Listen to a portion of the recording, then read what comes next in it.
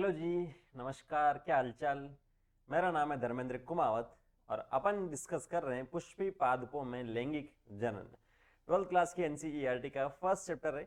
4 इसके वीडियोस, 4 इसके लेक्चर्स अपन डिस्कस कर चुके हैं, जिसमें परिचय से लेकर लघु बीजाणु ध्वनि की संरचना और लघु बीजाणु जनन की प्रोसेस अपन ने डिस्कस कर ली है।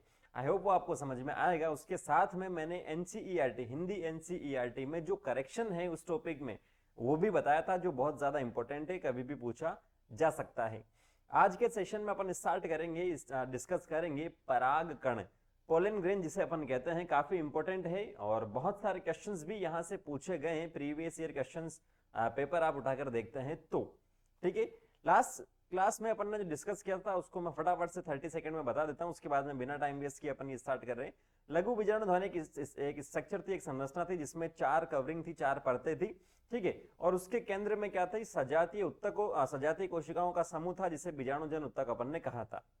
और लघु बीजाणु जनन एक ऐसी प्रक्रिया थी जिसमें पराग मात्र कोशिका से परागकण के निर्माण की प्रक्रिया थी, ठीक है। वो अपन ने डिस्कस कर लिया। और अब जो आपके पास बना है परागकण, उसी की स्ट्रक्चर को अपन यहां से डिस्कस करना स्टार्ट कर रहे हैं। परागकण या जिसे कहते हैं पोलन ग्रेन, ठीक है। परागकण या जिसे अपन क्या कहते हैं, पोलन ग्रेन। काफी इंपॉर्टेंट है। एनसीईआरटी के हर एक लाइन यहां से मैं आपकी क्लियर करवा दूंगा, आप देखेंगे तो काफी हेल्प आपको मिलेगी। इसको देखने के बाद में अगर आप एनसीईआरटी पढ़ते हैं तो एक भी शब्द वहां से नहीं छूटेगा जो यहां पर नहीं पढ़ा है, ठीक है। तो स्टार्ट अपन करते हैं परागकण की। अब जो परागकण है उसके लिए अपन एक और शब्द यहां पर यूज में ले रहे हैं, जो 11th क्लास के एनसीईआरटी में भी आता है और 12th के एनसीईआरटी में भी आता है, लेकिन 11th में ज्यादा आता है, ठीक है। तो परागकण जो है ये किसका प्रतिनिधित्व करता है, ये प्रतिनिधित्व करता है नर युग्मकोद्भिद, ठीक है, नर युग्मकोद्भिद। इस शब्द को समझिएगा, रटने की बिल्कुल भी जरूरत नहीं। नर का मतलब तो समझ में आता है मेल। युग्मकोद्भिद जो लिखा है, युग्मक का उद्भव करने वाला, ठीक है, समझ में आ रहा है, युग्मक का उद्भव करने वाला परागकण है, जो आगे चलकर नर युग्मक बनाएगा। और वो नर युग्मक क्या होगा, मादा युग्मक के साथ में संलयित होगा और नए भ्रूण का निर्माण करेगा, ठीक है। तो युग्मकोद्भिद का मतलब क्या है, युग्मक का उद्भव करने वाली जो स्ट्रक्चर है उसे अपन ने क्या बोला है, परागकण यहां से बोला है। अलग अलग प्रकार के जो अलग अलग जातियां होती है उसमें जो परागकण होता है उसके अलग अलग कलर हो सकता है। और एक एग्जाम्पल आपको एनसीईआरटी में गिवन है, एग्जाम्पल या उदाहरण गिवन है, जो हिबिस्किस है या जिसे अपन कहते हैं गुड़हल, ठीक है। हिबिस्किस, हिबिस्कस जो है उसके खुले पुष्पों को अब अगर आप हाथ से छूते हैं तो वहां पर आपको पीले कलर का जो पाउडर है वो आपकी उंगलियों पर लगेगा, और वो पाउडर है कुछ नहीं, वो है परागकण। हिबिस्कस या गुड़हल का परागकण का कलर अगर पूछा जाए, रंग अगर पूछा जाए, तो वो कैसा होगा, पीला रंग यहां से आपको देखने को मिलेगा। बाकी अलग अलग प्रजातियां, जो अलग अलग जातियां हैं, उसके परागकण की जो बनावट है, उनका जो रंग है, उनकी जो आकृति है वो अलग होगी। सिंपल सी बात है, इसके अंदर ज्यादा कुछ आपके पास है नहीं। अब नेक्स्ट जो है परागकण की संरचना को डिस्कस अपन करते हैं, थोड़ा सा जो स्ट्रक्चर है उसको अपन डिस्कस कर लेते हैं। जो परागकण होते हैं लगभग गोलाकार होते हैं। कैसे होते हैं, गोलाकार होते हैं या गोलीय होते हैं। अब गोलाकार होता तो इनका कोई ना कोई व्यास होगा, और व्यास अगर पूछा जाए तो व्यास इनका होता है 25 से 50 माइक्रोमीटर, ठीक है। 25 से 50 माइक्रोमीटर इनका व्यास होता है। गोलाकार ये होते हैं। संरचना की बात की जाए तो ये गोलाकार यहां से देखने को मिलते हैं। अब उसके आगे बात करते हैं। चलो ठीक है, ये आपने बोल दिया सर गोलाकार है, कोशिका ही एक प्रकार की, तो कोशिका है तो कोशिका का आवरण यहां पर होगा। और आवरण जो होते हैं इसके 2 आवरण यहां पर होते हैं। ये 2 आवरण यहां पर इसके होते हैं, एक बाहरी आवरण होता है और दूसरा कौन सा आवरण होता है, दूसरा आंतरिक आवरण यहां पर होता है। ये रहा आंतरिक आवरण। इस परागकण की कोशिका की बात कर रहे हैं तो बाह्य जो आवरण आपके पास होता है, बाह्य जो भित्ति है, स्पष्ट रूप से 2 भित्तियां, एक बाहर वाली और दूसरी अंदर वाली। बाहर वाली को अपन बोलते हैं बाह्य चोल। बाहर वाले को अपन क्या बोल रहे हैं, बाह्य चोल, या इसे कहते हैं अंग्रेजी में एक्साइन, इंग्लिश में कहते हैं इसको एक्साइन। बाहर का मतलब सिंपल सा बाह्य, और अंदर वाली जो आपके पास होती है इसे अपन बोलते हैं अंतःचोल या इंटाइन, इसे कहते हैं इंग्लिश में दोस्तों। क्या बोलते हैं, इंटाइन। एक्साइन और इंटाइन बाह्य चोल या अंतः चोल इसे अपन कहते हैं। जो बाहर है उसे बाह्य है, जो अंदर है उसे अंतः अपन ने बोला है। अब इसमें जो डिफरेंस है वो अपन फटाफट से डिस्कस कर लेते हैं। जो बाह्य चोल होती है वो आपके पास क्या होती है, कठोर होती है। कैसी होती है, कठोर होती है। क्यों होती है, कठोर होने के पीछे का कोई ना कोई तो कारण होगा, या ये जो जिस पदार्थ से बनी होती है वो कठोर होता है, तभी भित्ति बाह्य चोल जो कठोर होती है। तो जो कठोर होती है उसकी कठोरता के पीछे का कारण ये है कि ये बनी होती है एक कार्बनिक पदार्थ से, जिसे अपन कहते हैं स्पोरोपोलेनिन। क्या बोलते हैं, स्पोरोपोलेनिन। अब ये आपको ध्यान में रखना, कभी भी कंफ्यूज ये कर देगा। स्पोरोपोलेनिन कार्बनिक है या अकार्बनिक है, तो ये आपके पास होता है कार्बनिक। ठीक है, कार्बनिक पदार्थ होता है जो अभी तक का ज्ञात सर्वाधिक कठोरतम पदार्थ है कार्बनिक। क्लियर है, कार्बनिक पदार्थ स्पोरोपोलेनिन जो है सबसे कठोरतम है। इसका निम्नीकरण नहीं किया जा सकता। इसका निम्नीकरण जो है ना तो अम्ल से किया जा सकता है, ना क्षारक से किया जा सकता है, ना उच्च तापमान से किया जा सकता। अगर तापमान भी ज्यादा है तब भी इसका निम्नीकरण नहीं किया जा सकता है। और साथ साथ में ऐसा कोई भी एंजाइम आपको अभी तक नहीं मिला है जो इसका निम्नीकरण कर सके। तो यहां यह आपको ध्यान में रखना है, निम्नीकरण का मतलब इसको तोड़ नहीं सकते हैं। ठीक है, इसका डिकम्पोजिशन नहीं किया जा सकता है, निम्नीकरण नहीं हो सकता इन कारकों से। कोई भी अम्ल नहीं मिला है, कोई भी क्षार नहीं मिला है, उच्च तापमान बहुत ज्यादा तापमान दे दिया तब भी नहीं हो रहा है, और कोई ऐसा एंजाइम भी नहीं है, क्योंकि कार्बनिक पदार्थ मोस्टली एंजाइम की उपस्थिति में क्या हो सकते हैं, एक रूप से दूसरे रूप में परिवर्तित होता है। तो इसमें नहीं मिला अपन को। ठीक है, अब नहीं मिला है तो ये क्या होगा, इसका निम्नीकरण नहीं होगा तो क्या होगा, ये एक ही रूप में रहेगा संरक्षित। जैसे जीवाश्म में रहता है ना, जीवाश्म के जैसे ये भी क्या रहेगा, जीवाश्म के जैसे संरक्षित रहेगा। जीवाश्म के जैसे संरक्षित रहने वाली जो स्ट्रक्चर है वो कौन होगा, परागकण होगा, बाह्यचोल की वजह से। ठीक है, जीवाश्म के जैसे संरक्षित रहेगा, कौन रहेगा, परागकण रहेगा। किसकी वजह से रहेगा, जो आपकी बाह्य चोल है उसकी वजह से। और बाह्य चोल किसकी बनी होती है, वो बनी होती है स्पोरोपोलेनिन की, जो अभी तक का ज्ञात सर्वाधिक कठोरतम कार्बनिक पदार्थ है। ठीक है, ये वाली बात। तो जीवाश्म के जैसे ये आपके पास क्या रहेगा, संरक्षित रहेगा। एक और पॉइंट आपको ध्यान में रखना है कि यहाँ जो बाह्य चोल की जो भित्ति होती है, बाहर वाली जो भित्ति है, ये असतत होती है। असतत, कंटिन्यू ये नहीं होती है। मतलब इसके बीच में अगर इस टाइप से ये होता है तो इसके बीच में एक छोटा सा छिद्र देखने को मिलेगा। ये रहा यहाँ पर छोटा सा छिद्र, और इसे कहा गया है जनन छिद्र। क्या कहा गया है, जनन छिद्र या जर्म पोर इसे अपन कहते हैं, जर्म पोर इसे अपन कहते हैं। और इसका काम क्या, जनन छिद्र है तो कोई ना कोई तो काम होगा ही।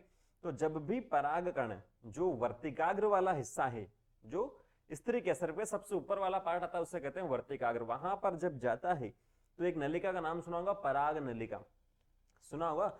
तो अब अभी अपन ने बोला कि नर युग्मकोद्भिद है, मतलब नर युग्मक का निर्माण करेगा ये। तो जो युग्मक है यहाँ से बाहर निकलना भी जरूरी है, और बाहर निकल कर मादा तक भी जाना जरूरी है, जिसे अपन ने कहा था युग्मक स्थानांतरण की प्रक्रिया। तो ये जो बाह्य चोल है उसी में मदद करता है। अगर ये पूरा का पूरा कंप्लीट कवर हो जाता है इस टाइप से, तो कठोरतम तो है ही। अभी मैंने आपको बोल दिया कि ये कठोर है, यहाँ लिखा भी, तो ये कठोर है, तो उस भित्ति को फाड़ करके तोड़ करके कैसे बाहर आएगा वो जो युग्मक है वो। तो इसीलिए यहाँ पर क्या होता है, एक छोटा सा छिद्र होता है जिसे कहा गया है जर्मपुर, या जिसे अपन कहते हैं जनन छिद्र। जो क्या काम करता है वो अभी मैंने आपको बताया, वो वाला काम ये करेगा। क्लियर है ये वाली बात। दूसरा बात ये है कि अंदर वाली जो चोल या अंदर वाला जो भित्ति होती है उसे अपन कहते हैं अंतः चोल या इंटाइन।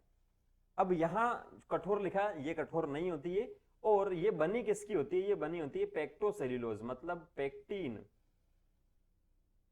और सेल्यूलोज की बनी होती है। पेक्टिन और सेल्यूलोज की ये बनी होती है। और साथ साथ में ये वाली जो भित्ति होती है वो कैसी होती है दोस्तों, ये वाली होती है सतत या कंटिन्यू, ये यहां पर होती है बिना किसी बाधा के। पूरा का पूरा सर्कल यहां पर होगा इस स्ट्रक्चर में। अंदर वाले जो चित्र आप देख सकते हैं इसके अंदर, ये वाला जो अंदर वाला चित्र है, ये अंदर वाला जो सर्कल है, वो उसमें पूरा का पूरा गोला जो आपके पास है वो आपको यहाँ पर देखने को मिलेगा। तो ये जो आपके पास होती है सेल्यूलोज और पेक्टिन की बनी है, और सतत यहाँ पर होती है। नेक्स्ट उसके बाद में बात करते हैं इसके अंदर क्या होता है, अंत्यचोल के अंदर आपको क्या क्या देखने को स्ट्रक्चर मिलती है, तो वो आगे अपन चलते हैं। यहां तक कोई डाउट नहीं है, ऐसी मैं आशा करता हूं। अब जो आपके पास परागकण है, जो परागकण है, परागकण का जो जीव द्रव्य प्लाज्मा भित्ति से आवृत रहता है, सिंपल सी बात यहां पर हो गई। और परिपक्व जो परागकण है, कौन सा परागकण है, परिपक्व परागकण जो है उसके अंदर, परिपक्व परागकण में 2 कोशिकाएं आपको देखने को मिलती है। कितनी कोशिकाएं, 2 कोशिकाएं आपको देखने को मिलेगी। पहली जो कोशिका आपके पास होगी उसे कहते हैं कायिक कोशिका या वेजिटेटिव कोशिका, और जो दूसरे प्रकार की कोशिका होती है उसे अपन कहते हैं जननिक कोशिकाएं या जनन कोशिका, कुछ भी कह सकते हैं, जनन कोशिका, ठीक है। कायिक कोशिका जो होती है, जैसे अभी अपन ने बात की, ये परागकण इस प्रकार से था, ये मान लो बाह्य चोल था इस प्रकार से, ये बाह्य चोल था या छोटा सा जर्मपोर है, जनन छिद्र है, और ये आपके पास हो गया अंतः चोल। तो इस कोशिका, ये जो परागकण की स्ट्रक्चर जो भित्ति है, इसके अंदर 2 प्रकार की कोशिकाएं देखने को मिलेगी, एक तो कायिक और दूसरी जननिक। कायिक जो कोशिका होती है वो बड़ी होती है, कैसी होती है, बड़ी होती है, ठीक है। कायिक कोशिका आपके पास सिंपल सी बड़ी होगी और यहां पर प्रचुर खाद्य पदार्थ रहेगा, प्रचुर मात्रा में खाद्य पदार्थ रहेगा, जो विकासशील होंगे युग्मक उसको पोषण प्रदान करेगा, ठीक है। प्रचुर मात्रा में खाद्य पदार्थ होगा संग्रहित, सिंपल सी बात है। और ये आपके पास जो कोशिका होती है वो अनियमित होती है, अनियमित आपके पास होगी, अनियमित आकृति होगी यहां पर, और अनियमित ही इसके अंदर क्या होगा, केंद्रक होगा। कोशिका है तो कोशिका के अंदर क्या होगा, अनियमित आकार का केंद्रक होगा, जो इसकी जो भी क्रियाविधि है उसको क्या करेगा, नियंत्रित करेगा। अनियमित आकार का इसके अंदर केंद्रक आपको देखने को मिलेगा। तो ये जो बड़ी कोशिका है ये आपके पास कौन सी होगी, कायिक हो गई, और ये केंद्रक आपके पास हो गया अनियमित आकार का। और इसी बड़ी कोशिका के अंदर पूरी ओवरऑल है, ये तो मैंने केवल पार्टीशन बताया, जैसे मान लो ये पूरी की पूरी कोशिका क्या है, ये आपके पास क्या है, कायिक कोशिका, और इसी कोशिका के अंदर एक छोटी कोशिका आपको देखने को मिलती है जिसे अपन कहते हैं जननिक कोशिका या जनन कोशिका। छोटी होती है, तरकु आकार की आपको देखने को मिलेगी। तो ये इसी के कायिक कोशिका का जो कोशिका द्रव्य उसी के अंदर छोटी कोशिकाएं आपको देखने को मिलेगी जिसे जननिक कहते हैं, और तरकु जो आकार है उसका शेप यहां पर आपको देखने को मिलेगा, ठीक है। तरकु आकार का शेप आपको यहां पर देखने को मिलेगा। ये जो जननिक कोशिका है वो कायिक कोशिका में ही होती है। अब बहुत सारे 60% की बात करें, 60% या उससे अधिक, 60% या उससे अधिक जो एंजियोस्पर्म होते हैं उसके अंदर ये जो 2 कोशिकीय की अवस्था में ही परागकण मुक्त होते हैं। अभी परागकण की स्ट्रक्चर ही तो अपन देख रहे हैं, एक में आपके पास कायिक कोशिका होगी और दूसरी जननिक कोशिका होगी। तो ये जो परागकण है 60% एंजियोस्पर्म या उससे अधिक एंजियोस्पर्म में 2 कोशिकीय की अवस्था में ही क्या होते हैं, जड़ जाते हैं। यहाँ से ये 2 कोशिकीय की अवस्था, 2 सेल्ड स्टेज अपन इसे कह सकते हैं, इसी अवस्था में ही क्या होते हैं, वो जो परागकण है वो जड़ जाते हैं। लेकिन बाकी जो बचे हुए जो 40% है उससे कम वाले जो एंजियोस्पर्म है उसमें क्या होता है कि जो बहुत बार ऐसा होता है कि जो जननिक कोशिका होती है उसके अंदर हो जाता है समसूत्री विभाजन। क्या, समसूत्री विभाजन। तो समसूत्री में क्या होता है, 1 से 2 कोशिका यहां पर बन जाएगी, तो 2 तो जननिक हो गई और 1 कायिक यहां पर हो जाएगी। 3 कोशिका की अवस्था में वो जड़ते हैं, बहुत बार ऐसा भी आपको देखने को सिंपल सा मिलता है, ठीक है। तो ये आपको सिंपल सा ध्यान में रखना, 3 चरण के अंदर भी यहां पर जड़ जाते हैं, बहुत बार ऐसा होता है जननिक कोशिका के अंदर। नेक्स्ट आगे अपन चलते हैं, तो आगे आपको जो एनसीईआरटी का डायग्राम है वो यहां पर फटाफट से अपन डिस्कस कर लेते हैं, क्योंकि ज्यादा इंपॉर्टेंट एनसीईआरटी के चित्र ही हैं, मेरे बनाए हुए या हैंड रिटन जो डायग्राम है वो नहीं पूछेगा। ये कुछ परागकण है, उसका इलेक्ट्रॉन सूक्ष्मदर्शी परिदृश्य दे रखा है जिसमें अलग अलग प्रकार की एग्जाइन वगैरह हैं, अलग अलग शेप, अलग अलग प्रजाति के हैं। और नीचे आप देखते हैं तो परागकण की जो बात कर रहे हैं वो परिपक्व होने के बाद की अवस्था बता रखी है, जैसे यहाँ पर पहली अवस्था, फिर ये दूसरी रसदानी और केंद्रक बता रखा है, ये एसिमेट्रिक तंतु आपको बता रखा है, और ये कायिक कोशिका और दूसरी प्रजननी या जनन कोशिका आपको यहाँ पर बता रखी है, ठीक है। इसके अंदर ज्यादा कुछ है नहीं, ये वाला डायग्राम ऐसे इंपॉर्टेंट है नहीं, लेकिन फिर भी एनसीईआरटी में गिवन है इसीलिए आपको मैंने यहाँ पर बता दिया है। अब बात करते हैं जो परागकण है उसके कुछ उपयोग हैं और कुछ उपयोग नहीं है, उसकी कुछ हानियां हैं। तो जो सबसे पहले हानि है उसको अपन यहां से डिस्कस करते हैं। हानि में सबसे पहले आते हैं परागकण से होने वाले विकार। विकार का मतलब बीमारी या जिसे अपन व्याधि भी कह सकते हैं। बहुत सारे ऐसे परागकण हैं, बहुत सारे पादपों के ऐसे परागकण हैं जिसकी वजह से श्वसन से संबंधित विकार हो सकते हैं या श्वसन से संबंधित बीमारी यहां पर हो सकती है। जैसे बात करें, एलर्जी हो गई एक तो, और एक शब्द लिख रखा है श्वसनी शोथ। क्या लिख रखा है? श्वसनी शोथ, या इसे अपन कहते हैं ब्रोंकाइटिस। जो मनुष्य होता है उस मनुष्य की जो श्वास नली होती है कुछ इस प्रकार से, उसे कहते हैं श्वसनी। इस प्रकार से ये यहां पर आते आते जो लंग्स वगैरह हैं, श्वसनी यहां पर आपको देखने को मिलती है।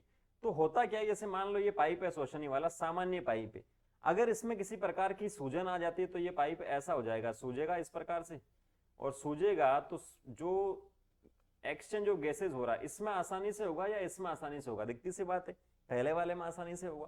तो जब सांस अपन लेते हैं तो उसमें दिक्कत होना स्टार्ट हो जाती है। शोथ का मतलब होता है सूजन, और उसे ही कहा गया है श्वसनी शोथ। उसे क्या कहा गया है? श्वसनी शोथ कहा गया है मनुष्य के केस में। तो बहुत सारे परागकण होते हैं जो श्वसनी शोथ करवाते हैं। बहुत सारे परागकण ऐसे होते हैं जो एलर्जी करवाते हैं। ठीक है, बहुत सारे एलर्जी करवाते हैं। अस्थमा वगैरह का नाम आपने सुना होगा। तो ये कुछ बीमारियां हैं जो परागकण की वजह से होती है। अब उपयोग की बात करते हैं तो उपयोग भी परागकण का उपयोग है कि जो परागकण है आजकल मार्केट में इनको ऊर्जा के स्रोत के रूप में, ऊर्जा के इंपॉर्टेंट है, छोड़ना नहीं है, ऊर्जा के स्रोत के रूप में काम में लिया जाता है। जिससे क्या होती है, जो भी काम में इसको ले रहा है उसकी कार्य क्षमता या कार्य दक्षता यहां पर बढ़ जाती है। कैसे बढ़ती है? तो जो परागकण है उसकी मार्केट में क्या होती है, जो टेबलेट से वो उपलब्ध है, जो सिरप से, जो शीशी के अंदर पीने वाला लिक्विड्स आता है वो उपलब्ध है मार्केट में। ठीक है, और ये मोस्टली चलता है पश्चिमी देशों में। ये आपको ध्यान में रखना, कभी भी पूछ स्टेटमेंट देगा कि पूर्वी देशों में परागकण की ऊर्जा के स्रोत के रूप में काम में लिया था, तो वो गलत हो जाएगा। पश्चिमी देशों में मोस्टली काम में लिया जाता है टेबलेट और सिरप। जो धावक घोड़े होते हैं, ठीक है, दौड़ने वाले जो घोड़े होते हैं, धावक घोड़े होते हैं, या जो एथलीट्स होते हैं वो इनको काम में लेते हैं, एथलीट्स, जिससे उनकी कार्य दक्षता बढ़े और वो अच्छा परफॉर्मेंस वहां से कर सके। तो ये इसका एक यूज भी यहां पर हो गया। ठीक है, अब उसके बाद में नेक्स्ट आगे अपन चलते हैं। तो जो परागकण है उसके पराग कण की जीवन क्षमता, परागकण की जीवन क्षमता के बारे में अपन चलते हैं। छोटा सा टॉपिक है, ज्यादा कोई दिक्कत वाली बात नहीं है इसके अंदर, कि परागकण जो है फीमेल जो पार्ट, स्त्री के सर है, वहां तक जाने से कितने पहले समय तक वो जिंदा रह सकता है या क्रियाशील रह सकता है। तो अलग अलग प्रजाति के जो परागकण, उसकी अलग अलग जीवन क्षमता होती है, जनन क्षमता उसे अपन कह सकते हैं। जैसे बात करें गेहूं या धान की, इसकी गेहूं या धान की अगर अपन बात करें तो उसकी लगभग जो जीवन क्षमता होती है 30 मिनट आपको देखने को मिलेगी। 30 मिनट के बाद में वो क्या हो जाएगा, निष्क्रिय हो जाएगा। वो फिर परागण की प्रोसेस नहीं कर पाएगा या निषेचन की प्रक्रिया नहीं कर पाएगा। ठीक है, कुछ ऐसे आपके पास है जैसे गुलाबवत, रोजेसी। ठीक है, ये कुछ कुल आपको दे रखे, फैमिलीज वगैरह दे रखी, रोजेसी, सोलेनेसी, रोजेसी, सोलेनेसी और लेग्यूमिनेसी की बात करें तो ये इनके अंदर कुछ ऐसे परागकण होते हैं जो घंटों तक रह सकते हैं, महीनों तक जिंदा रह सकते हैं, महीनों बाद भी वो प्रोसेस यहां पर कर लेते हैं। आ गई बात समझ में? तो ये आपको सिंपल सा ध्यान में रखना है। कुछ जो परागकण होते हैं, ये कुछ परागकण के इंपॉर्टेंट पॉइंट है। कुछ जो परागकण होते हैं जो एलर्जी, अभी मैंने आपको बताया था, एक पॉइंट यहां पर रह गया। भारत में आजादी के बाद में गेहूं की कमी हो गई थी, तो आयात अपन ने किया था, तो उनके साथ में गाजर घास भी आ गया था। गाजर घास के जो परागकण है वो भी आ गए थे। ठीक है, या पार्थेनियम इसे अपन कहते हैं, जो एलर्जी करवाता है। ये आपको ध्यान में रखना, पार्थेनियम, गाजर घास आयातित गेहूं के साथ में आया था, तो जो काफी फैल चुका है, और एलर्जी का जो मेन कारण है वो गाजर घास है यहाँ पर। ठीक है, इसका जो परागकण है वो यहाँ पर आपको देखने को मिलेगा। परागकण जो है इसको अपन स्टोर करके रख सकते हैं, संग्रह करके रख सकते हैं, और संग्रह करने के लिए आपको जरूरी है -196 डिग्री सेल्सियस लिक्विड नाइट्रोजन द्रव नाइट्रोजन जिसे अपन कहते हैं, पराग संग्रह अपन कर सकते हैं। ऐसे ही दूसरे जो युग्मक होते हैं उनको भी अपन संग्रह कर सकते हैं। ठीक है, मनुष्य के अंदर जो शुक्राणु या जो अंडाणु उनको भी संग्रह करके रखा जा सकता है, लंबे समय तक ये खराब नहीं होते हैं। लिक्विड नाइट्रोजन में -196 डिग्री जो सेल्सियस टेम्परेचर लिखा है उस पर।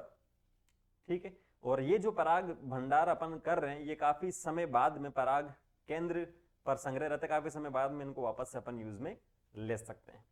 क्लियर है? तो ये कुछ इंपॉर्टेंट पॉइंट्स थे, साधारण पॉइंट जो परागकण से रिलेटेड हैं और काफी महत्वपूर्ण है, इनको ध्यान में रखना है। इनको ये सोच के नहीं छोड़ा जा सकता कि यार इनमें से तो क्या ही प्रश्न पूछा जाएगा, प्रश्न कभी भी पूछा यहाँ से जा सकता है। ठीक है, तो ये जो परागकण है यहाँ से वापस से अपन काम में लेते हैं, और फसल प्रजनन के दौरान जब भी सही समय आ रहा है उसमें काम में अपन ले रहे हैं, तो ज्यादा उसके अंदर कुछ है नहीं। यहाँ पर परागकण कंप्लीट अपना होता है। किसी टाइप का डाउट है तो कमेंट सेक्शन खुले, इसके बाद में आप एनसीईआरटी पढ़ेंगे, सब कुछ क्लियर यहाँ से हो जाएगा। नेक्स्ट सेशन में मिलेंगे तो स्त्री कैसर वाला जो पॉइंट है वो यहाँ से स्टार्ट अपन करते हैं। Thank you, all the very best.